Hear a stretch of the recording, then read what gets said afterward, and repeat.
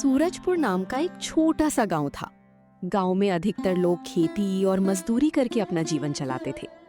उसी गांव के किनारे मिट्टी से बने एक छोटे से घर में दो बहनें रहती थीं। बड़ी बहन का नाम नंदिनी था और छोटी बहन का नाम चांदनी। दोनों के माता पिता का कई वर्ष पहले बीमारी के कारण निधन हो गया था। उस दिन से नंदिनी ने अपनी छोटी बहन की परवरिश की जिम्मेदारी अपने कंधों पर उठा ली थी। उसने कभी अपनी तकलीफों की परवाह नहीं की, बल्कि हर पल यही कोशिश की कि चांदनी के चेहरे पर मुस्कान बनी रहे। दोनों बहनों के पास कोई खेती नहीं थी और ना ही कमाई का कोई दूसरा साधन। इसलिए वे रोज सुबह गांव के किसानों से ताजी सब्जियां खरीदती और पास के कस्बे में जाकर बेचती। उसी कमाई से दोनों अपना घर चलाती थीं। उनकी आमदनी बहुत कम थी, लेकिन दोनों मेहनती, ईमानदार और संतोषी थीं। पूरे गांव में लोग उनकी मेहनत और आपसी प्रेम की मिसाल दिया करते थे। दीदी, आज हमें थोड़ा जल्दी निकलना चाहिए। कल कई ग्राहक लौट गए थे क्योंकि हम देर से पहुंचे थे। हाँ छोटी, मैं भी यही सोच रही थी।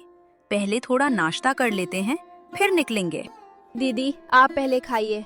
आप रोज मेरा ध्यान रखती हैं, लेकिन अपना बिल्कुल नहीं। जब तक तू मेरे साथ है, मुझे किसी चीज की कमी नहीं लगती। भगवान ने मुझे माँ पापा नहीं दिए, लेकिन आप जैसी दीदी दी है। यही मेरे लिए सबसे बड़ी दौलत है।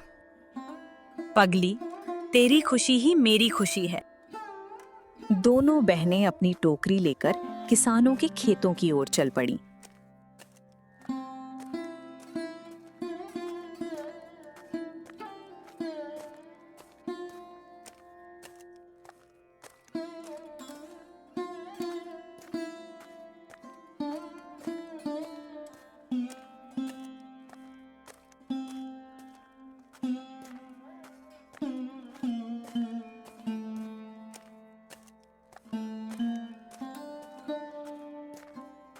कुछ देर बाद वे किसान रामलाल के खेत पर पहुंची, जहां से वे रोज सब्जियां खरीदा करती थीं।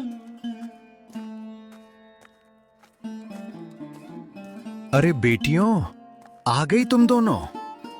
जी चाचा, आज भी थोड़ी सी ताजी सब्जियां चाहिए। बिल्कुल मिल जाएंगी। तुम दोनों मेहनती लड़कियां हो। मैं हमेशा तुम्हें अच्छी सब्जियां ही दूंगा। रामलाल ने टोकरी में ताजी लौकी, टमाटर, भिंडी, बैंगन और हरी मिर्च भर दी। चाचा, आज पैसे थोड़े कम हैं, बाकी पैसे हम कल दे देंगे। बेटियों, तुम पर मुझे पूरा भरोसा है। जब हो जाए तब दे देना। आपका ये उपकार हम कभी नहीं भूलेंगे। दोनों बहनें सब्जियां लेकर कस्बे की ओर निकल पड़ी।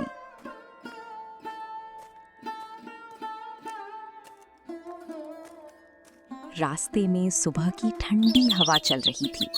पक्षियों की चहचहाहट पूरे वातावरण को और भी सुंदर बना रही थी।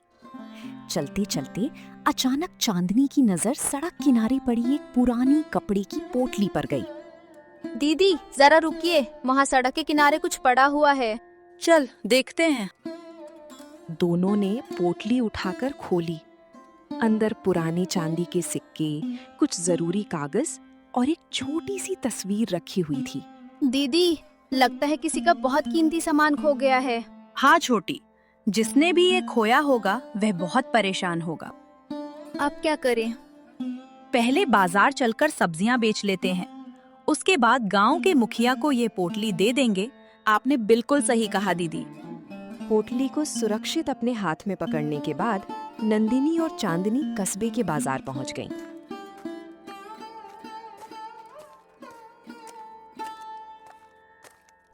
रोज की तरह दोनों ने सड़क के किनारे अपनी छोटी सी दुकान लगा ली। नंदिनी सब्जियां सजाने लगी और चांदनी ग्राहकों को आवाज लगाने लगी। आइए आइए, ताजी सब्जियां ले जाइए। खेतों से अभी अभी तोड़ी हुई सब्जियां हैं। बेटी, आज टमाटर किस भाव में दे रही हो? चाचा जी, टमाटर 30 रुपए किलो हैं, लेकिन अगर आप ज्यादा सब्जियां लेंगे तो थोड़ा कम कर दूंगी। ठीक है, मुझे 2 किलो टमाटर, 1 किलो भिंडी और आधा किलो हरी मिर्च दे दो। जी चाचा, अभी देती हूँ। धीरे धीरे कई ग्राहक उनकी दुकान पर आने लगे। दोपहर होते होते उनकी आधे से ज्यादा सब्जियां बिक चुकी थीं। दोनों बहनें बहुत खुश थीं क्योंकि आज की बिक्री अच्छी हो रही थी। तभी एक वृद्ध व्यक्ति घबराया हुआ बाजार में इधर-उधर किसी चीज की तलाश करता हुआ दिखाई दिया। वो हर मिलने वाले से एक ही सवाल पूछ रहा था। भाई साहब, क्या आपको रास्ते में कहीं कपड़े की एक पुरानी पोटली दिखाई दी? नहीं बाबा, हमने तो नहीं देखी। वृद्ध व्यक्ति निराश होकर आगे बढ़ गया। चांदनी ने दूर से ये सब देखा। दीदी, कहीं ये वही बाबा तो नहीं जिनकी पोटली हमें मिली थी? अभी कुछ कहना ठीक नहीं होगा। पहले हमें पूरी बात पता करनी चाहिए। शाम तक दोनों की लगभग सारी सब्जियां बिक गईं। जो थोड़ी बहुत बची थीं, उन्हें भी एक ग्राहक ने खरीद लिया। दोनों ने उसी पैसे से घर का राशन खरीदा और फिर सीधे गांव के मुखिया के घर पहुंच गईं।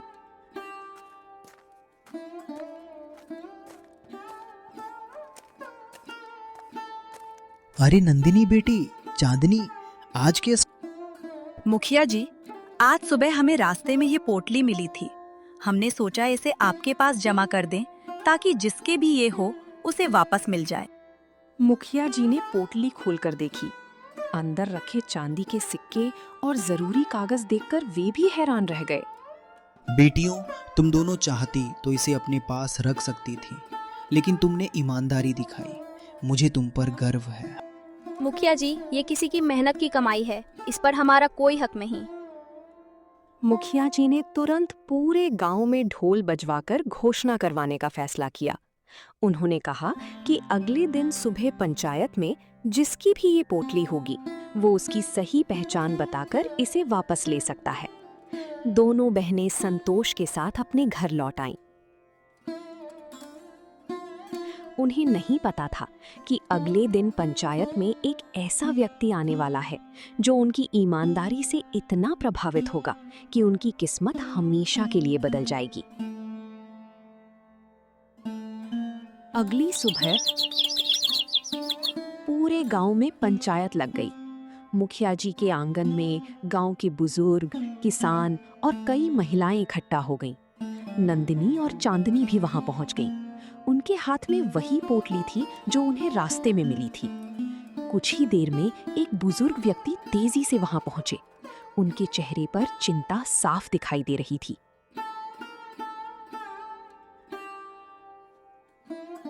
नमस्ते मुखिया जी, मैंने सुना है कि किसी को मेरी खोई हुई पोटली मिली है। पहले आप बताइए, उस पोटली में क्या क्या था? उसमें कुछ पुराने चांदी के सिक्के, मेरी जमीन के कागज और मेरी पत्नी की एक पुरानी तस्वीर थी। वो तस्वीर मेरे लिए सबसे कीमती है। बिल्कुल सही, इसमें यही सब सामान है। भगवान तुम दोनों बेटियों को हमेशा खुश रखे। बुजुर्ग व्यक्ति का नाम हरिराम था। वे पास के कस्बे के एक बड़े सब्जी व्यापारी थे। कई किसानों से सब्जियां खरीदकर शहरों की मंडियों में भेजते थे। उन्होंने दोनों बहनों की ईमानदारी देखकर मन ही मन निश्चय किया कि वे इनकी मदद अवश्य करेंगे। बेटियों, अगर तुम चाहती तो ये सब अपने पास रख सकती थीं। किसी को पता भी नहीं चलता। नहीं बाबूजी, जो चीज हमारी नहीं है उसे रखना पाप है। भगवान ने मेहनत करना सिखाया है, किसी का हक लेना नहीं। आज के समय में इतनी ईमानदारी बहुत कम देखने को मिलती है। पंचायत समाप्त होने के बाद हरिराम ने दोनों बहनों को अलग बुलाया। बेटियों, तुम दोनों रोज सब्जियां कहाँ से खरीदती हो? बाबूजी, हम गांव के किसानों से थोड़ी थोड़ी सब्जियां खरीदकर बाजार में बेचते हैं। क्या कभी ऐसा हुआ है कि सब्जियां कम मिले या महंगी मिल जाएं? जी बाबूजी, कई बार ऐसा हो जाता है। तब हमारी कमाई भी बहुत कम हो जाती है। अगर मैं तुम्हें रोज अपनी मंडी से ताजी सब्जियां बहुत कम दाम में दूं तो? सच बाबूजी? हाँ बेटी, लेकिन ये दान नहीं होगा। तुम मेहनत करोगी, मैं सिर्फ तुम्हारा साथ दूंगा। दोनों बहनों की खुशी का ठिकाना नहीं रहा। उन्हें लगा जैसे भगवान ने उनकी सुन ली हो। बाबूजी, आपका ये एहसान हम कभी नहीं भूलेंगे। इसे एहसान मत कहो बेटी, ये तुम्हारी ईमानदारी का सम्मान है। हम पहले से भी ज्यादा मेहनत करेंगे। बस यही देखना चाहता हूँ। अगले ही दिन से दोनों बहनें सुबह सुबह हरीराम की सब्जी मंडी जाने लगीं।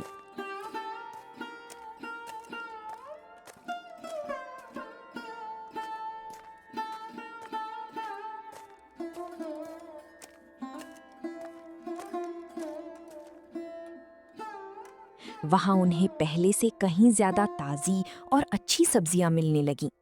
हरीराम जी की मंडी से सस्ती और ताजी सब्जियां मिलने के बाद नंदिनी और चांदनी का काम पहले से कहीं अच्छा चलने लगा। अब उनकी दुकान पर ग्राहकों की भीड़ लगने लगी। लोग जानते थे कि दोनों बहनें कभी खराब सब्जी नहीं बेचती और ना ही किसी से गलत दाम लेती हैं। लेकिन हर किसी को उनकी तरक्की पसंद नहीं आ रही थी। मंडी में काम करने वाला महेश नाम का एक कर्मचारी मन ही मन दोनों बहनों से जलने लगा। पहले ये दोनों मुश्किल से अपना गुजारा करती थीं। अब देखो, हर रोज इनकी सारी सब्जियां बिक जाती हैं। अगर ऐसा ही चलता रहा तो मंडी में सब लोग इनकी तारीफ करेंगे और मुझे कोई नहीं पूछेगा। महेश, क्या सोच रहे हो? कुछ नहीं, बस देखना, इन दोनों की ये खुशी ज्यादा दिन नहीं टिकेगी। अगली सुबह दोनों बहनें हमेशा की तरह मंडी पहुंची। हरीराम जी किसी काम से शहर गए हुए थे। उसी समय महेश ने मौका देखकर एक चाल चल दी। अरे नंदिनी, आज अच्छी सब्जियां खत्म हो गई हैं। यही बची हुई सब्जियां ले जाओ। लेकिन भैया, ये तो थोड़ी मुरझाई हुई लग रही हैं। लेना है तो लो, नहीं तो दूसरी दुकान से खरीद लो। दीदी, मुझे कुछ ठीक नहीं लग रहा। कोई बात नहीं छोटी, भगवान पर भरोसा रखो। दोनों बहनें सब्जियां लेकर बाजार पहुंची। उन्होंने खराब सब्जियां अलग रख दी और जो अच्छी थीं वही बेचने लगीं। ग्राहकों से उन्होंने साफ साफ कह दिया कि कुछ सब्जियां ताजी नहीं है, इसलिए वे उन्हें नहीं बेचेंगी। बेटी, ये वाली भिंडी क्यों नहीं बेच रही?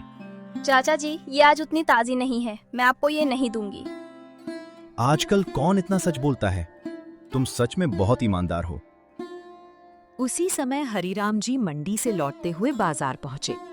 उन्होंने देखा कि दोनों बहनें नुकसान उठाकर भी खराब सब्जियां नहीं बेच रही थीं। उन्होंने पूरी बात पूछी। बेटियों, आज सब्जियां कम क्यों बिक रही हैं? बाबूजी, आज हमें मंडी से कुछ खराब सब्जियां मिल गई थी। हमने सोचा कि किसी ग्राहक को धोखा देना ठीक नहीं होगा। खराब सब्जियां किसने दी? बाबूजी, महेश भैया ने कहा था कि आज यही बची हैं। हरीराम जी तुरंत मंडी पहुंचे।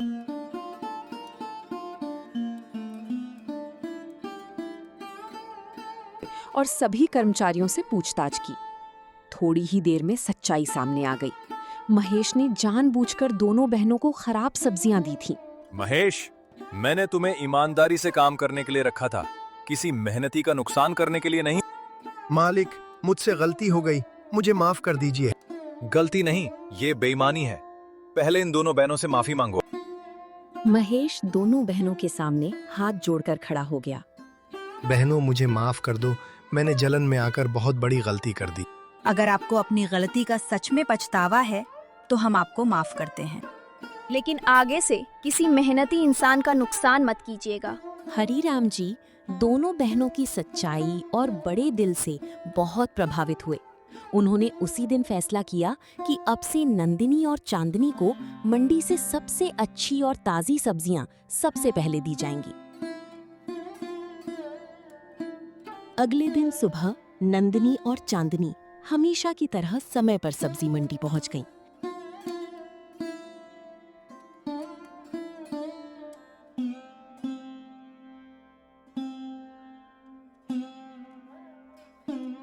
दोनों ने हरीराम जी को प्रणाम किया और अपने काम में लग गईं।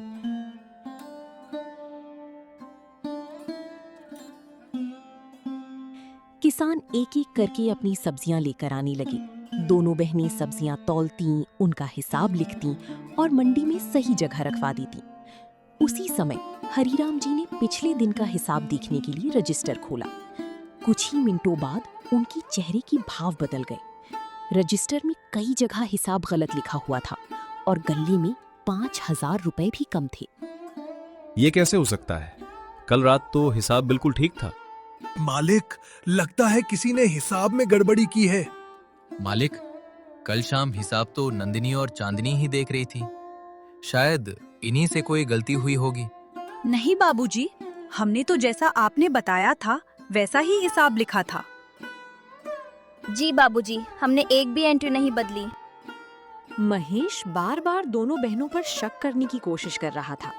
मंडी के कुछ कर्मचारी भी सोच में पड़ गए, लेकिन हरिराम जी को दोनों बहनों की ईमानदारी पर पूरा भरोसा था। बिना सच्चाई जाने मैं किसी पर आरोप नहीं लगाऊंगा। लेकिन मालिक, सबूत तो इन्हीं की तरफ इशारा कर रहे हैं। सबूत कभी कभी झूठ भी बोलते हैं, लेकिन सच ज्यादा देर तक छिपा नहीं रहता। हरिराम जी ने मंडी में लगे पुराने सीसीटीवी कैमरे की रिकॉर्डिंग देखने का फैसला किया। महेश ये सुनते ही घबरा गया। रिकॉर्डिंग चलाई गई। उसमें साफ दिखाई दे रहा था कि रात को सबके जाने के बाद महेश चुपकी से दफ्तर में आया। उसने रजिस्टर में कुछ एंट्रियां बदली और गल्ली से रुपए निकालकर अपनी जेब में रख लिए।